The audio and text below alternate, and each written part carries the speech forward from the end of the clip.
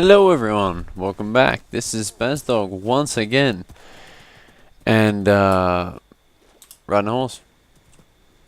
Just riding a horse. That's what's going on. Well, how you doing?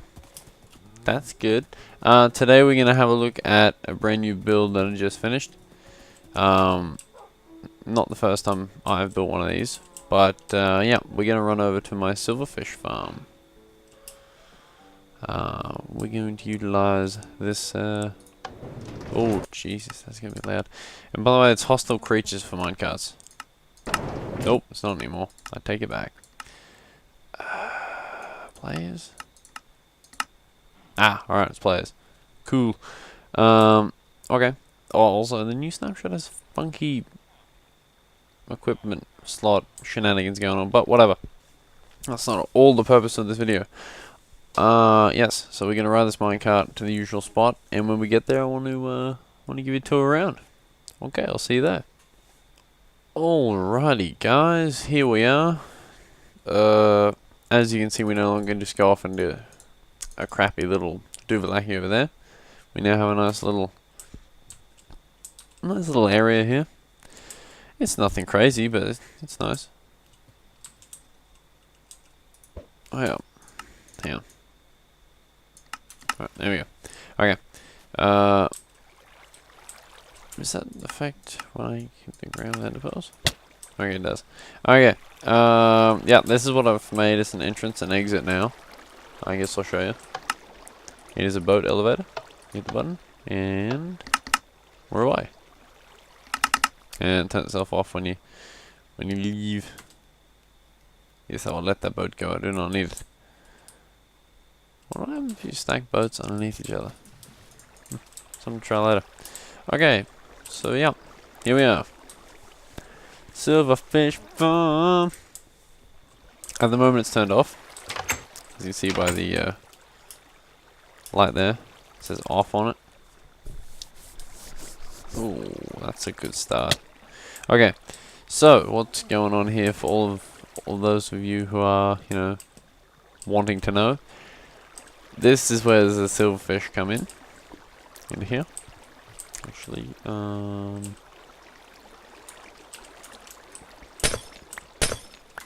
right there. So they come out of the spawner, roll down a little trough. They sit, and that's the cobblestone block they end up in, which you can see. This is silverfish in there, and they jump up into it. That. How can we do this? There we go. That's the safety piston. It pushes across over here while we wait for more cobblestone to turn up. So yeah, when they hop in here, in this block here, it causes a block update, which triggers said block update detector, which is here, which then sends a pulse multiple ways. The first one of which, and probably the most important, comes in here to a pulse lengthener. And this controls said safety piston. When this is extended, no mobs can get into the cobblestone block, so you can't have like a backup of 3 or 4 silverfishes. But instead, you'll only have one. Fantastic. Very important. Crouch. I didn't mean to do that. Okay. Very important though. Need this if you want to build one of these. The next signal comes this way to cobblestone generators. I say generators because there are 2 of them. The reason there are 2 is because honestly these keep a fairly good speed. But if I miss one and if one's empty when it gets, if that one's empty when it gets a signal and I only had one, it wouldn't be able to push it across, and therefore we would get a jam. Because we'd be sitting here with a block that already had silverfish, so it couldn't do another block update, and therefore would not require more cobblestone. This is why we have 2. This one gets triggered first. So this one is like the primary one. If it has a block here, that one can't push down. So only when there's none here will this one be activated. Pushing one here, and then after it's pushed, this one's on delay, so it'll go. So, okay, that sends a block update detection signal that comes along here. Firstly, it checks up there to see whether it needs one here. If it does, it puts one there, and if not, well, it, regardless of the outcome of that, because that one can't fire if there is one here, this one goes a little bit later. So we'll always have one there. I haven't found a need for a third one, but it would be very, very easy to put a third cobblestone generator onto the system here. This is a little smart piston. I like to use repeaters because they're more chunk unloading friendly. So it means you get even less jams. And then we have another 2 here. And these launch into the stacker 5000. And I have another bud piston here, which knocks everything down. Let's see if I can. There we go. So yeah, when it gets a signal, it comes up here from down below. So there's there you go. This block here comes across, turns off the signal. Signal turns off, which turns on the torch, sending a very short pulse along here, firing all of these pistons down, pushing in the cobblestone. This is the access chute to the actual sort of silverfishy room thing. There's a wall of pistons just behind there. Really lucky I have ender pearls. There, they go down 11 blocks. I think it's 11. Is it 11? Pretty sure. Yeah, no, it's 11. Okay, they go down 11 blocks and they push 11 across.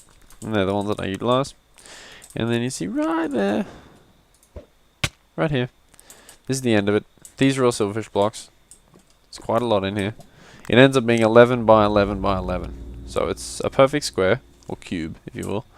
And when it ends up right over here, it sends a deactivation signal through it, which doesn't stop the bud switch, because that would have required a lot more farting around in the wiring. But what it does do, which I actually thought was pretty cool, is it stops the cobblestone generators, which you can see here is actually happening. So regardless of what this one does, which would come from the bud switch,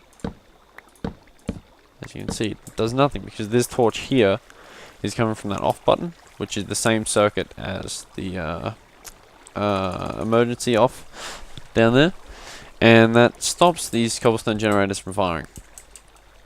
And the on switch, which you may be wondering about, is this piece of gravel. Yep. I was trying to keep things pretty simple and clean, that's why there's not really much going on in here, but the glory of the gravel is that it causes a block update when it goes up and is next to this piston, therefore starting the system again. You'll see this happen in a sec. Wait, am I unpeaceful? Oh crap. I was like, oh no, silverfish. That would explain it. Okay, we'll let a few of them build up here. And yeah. We'll be right back.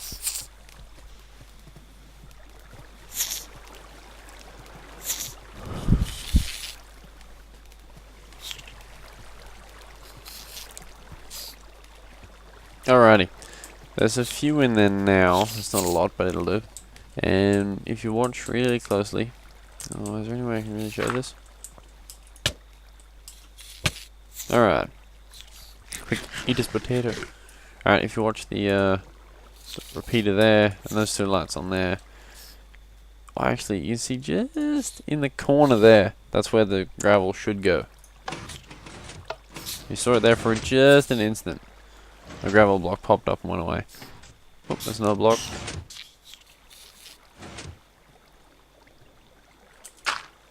Right, now to give you a bit of an overview as to what's happening as it's running. You can see in there, that's the safety piston there. That's the one they're going into. The target block, if you will. Oh, there we go. Safety piston still out. And there it goes again. It's on for a lot longer than it's needed, but I think that's fantastic because it gives the cobblestone generator more time. And if I can avoid as many jams as possible, that's kind of what I want to go for. See if we can line up a good shot of it running. Okay, so watch those repeater lights. There you go. You'll notice that this block here comes across before that moves. That's very, very, very important. Because if there's a split second where that's a brand new block there, and that block isn't across to stop silverfish, the silverfish could get in before the bud switch resets. And if that happens, you'll get jammed straight away. So very important that safety piston fires before these blocks move, and then removes after this is reset. So yeah, that's like the fundamentals to a working silverfish farm. Yep. I have noticed that they take a bit of damage and stuff occasionally. Oh, dang it, we just missed it. But that's not really a worry.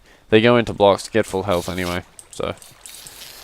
I used to use a glass block, but I used an iron block instead. I used a lot of iron blocks, but I used an iron block as the safety block, just in case it helped to prevent them from getting in. I'm not sure whether glass is less likely to stop them, but yeah.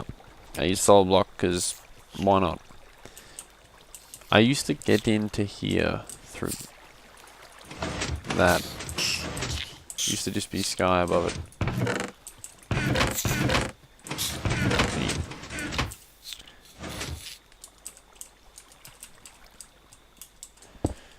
I'm really looking for feedback on the audio levels too. That'd be awesome. For me, this is maybe a little bit loud. But, yeah. How's this? Anyway, nipples. Yeah, it's a little bit loud.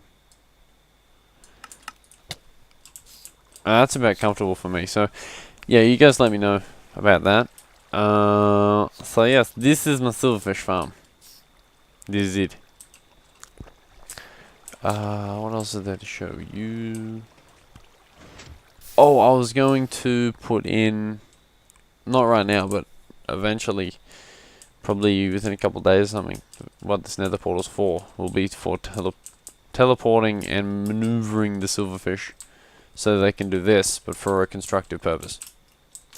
Because every time I tested it out twice, and it's just, I counted up to it's 1,331 silverfish blocks in that cube. And that's a lot of silverfish. Like that's, I should not need that many. I don't need that. I still don't need them.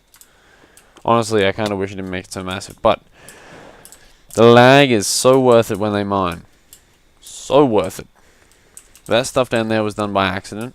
So can you imagine what it would be like if that happened on purpose? That would be awesome. Yeah. So that's pretty much everything. I mean, as far as silverfish farm goes. So I'm not sure whether I cover anything else this episode. If I don't, then farewell and have fun with your silverfish farm or whatever it is you're doing. As always, a like, comment, or subscription. Always appreciated. Even one that's like not even a nice comment, I don't mind. I can take it. I'm cool like that. Yeah. I'll catch you later.